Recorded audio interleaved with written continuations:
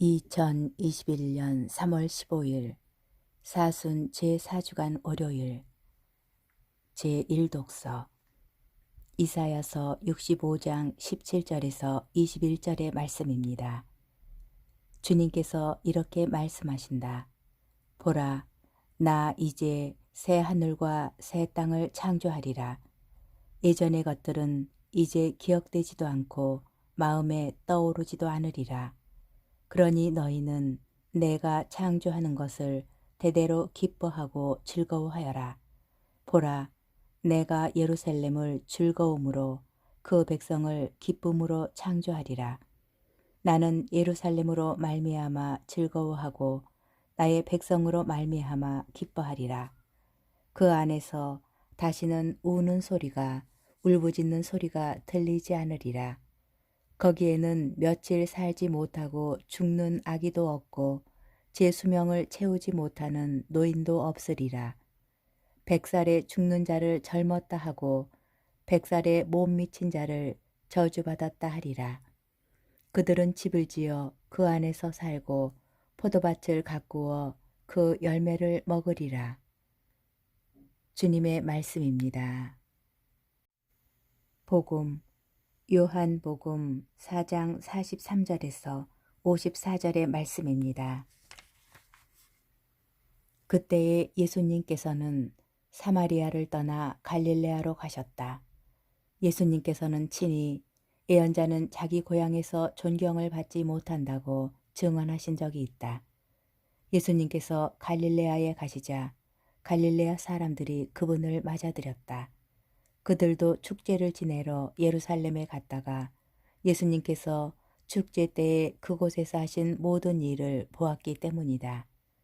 예수님께서는 물을 포도주로 만드신 적이 있는 갈릴레아 카나로 다시 가셨다. 거기에 왕실 관리가 한 사람 있었는데 그의 아들이 카파르나움에서 알아 누워 있었다.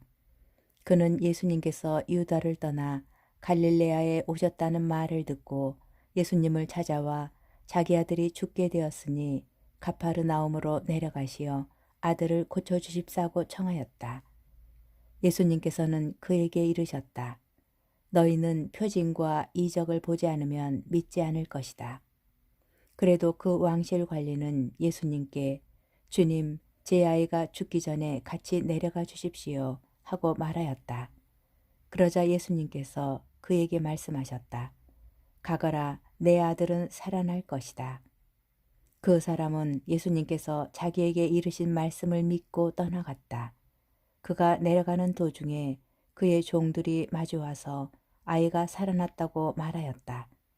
그래서 그가 종들에게 아이가 나아지기 시작한 시간을 묻자 어제 오후 1시에 열이 떨어졌습니다 하고 대답하는 것이었다.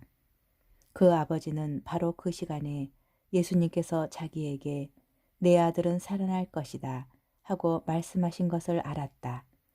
그리하여 그와 그의 온 집안이 믿게 되었다. 이렇게 예수님께서는 유다를 떠나 갈릴레아로 가시어 두 번째 표징을 일으키셨다. 주님의 말씀입니다. 오늘의 묵상. 하느님의 표징과 기적을 체험해 보았습니까? 간절히 기도하였던 일과 불가능하다고 생각한 일들이 이루어지는 체험. 머리로 아무리 이해하려 하여도 이해되지 않는 일을 우리는 표징과 이적이라고 합니다. 어떤 때는 이상한 언어로 말하기도 하고 놀라운 능력과 기운으로 병을 고치는 체험, 이 또한 우리는 기적이라고 합니다. 얼마나 많은 사람이 이런 표징과 기적을 체험하면서 살아갈까요? 아니면 우리가 신앙을 가졌다는 이유로 이런 기적이 일어나기를 바라며 살아가고 있는지는 아는지요. 그렇다면 실망과 좌절 속에서 신앙생활을 하고 있을지도 모르겠습니다. 하나님에 대한 믿음과 신뢰를 가지기 전에 그분의 표징과 기적을 체험해야만 믿겠다는 일종의 거래로 우리의 신앙을 전락시키고 있을 수도 있습니다. 오늘 복음에서 왕실 관리는 아들의 치유라는 불가능한 일을 예수님께 청합니다. 자신에게도 기적을 보여주십사고 예수님을 찾아가서는 아들이 있는 곳으로 함께 가자고 합니다. 그러나 예수님께서는 그의 청을 거절하십니다. 청을 거절하셨다기보다는 왕실 관리가 청한 방법을 거절하십니다. 예수님께서는 그와 함께 가지 않으시고 그저 말씀만 하십니다. 그러자 그는 그 말씀을 믿고 예수님의 방법을 믿고 떠나갑니다. 만약 그 이방인이 계속하여 자신의 방법만을 요구하였다면 기적은 일어나지 않았을 것입니다. 자신의 시선으로 계속 예수님께 요구하였다면 기적을 체험하지 못하였을 것입니다. 기적은 믿어야지만 일어날 수 있습니다. 아니, 기적은 우리의 삶에서 이미 일어났지만 우리의 시선과 방법 때문에 그 기적을 알아차리지 못하고 있을 뿐입니다. 예수님의 믿음으로 하루를 바라본다면 일상의 모든 것이 하느님의 손길이고 섭리며 기적입니다. 예수님께서는 우리가 만나는 사람들을 통하여 이야기하시고 놀라운 자연의 아름다움을 통하여 당신의 사랑을 보여주십니다. 잊고 있었던 추억을 떠올리며 더 사랑하라고 기적을 일으켜 주십니다. 주위를 둘러보십시오. 주님께서 다 마련해 주셨습니다. 야훼 이레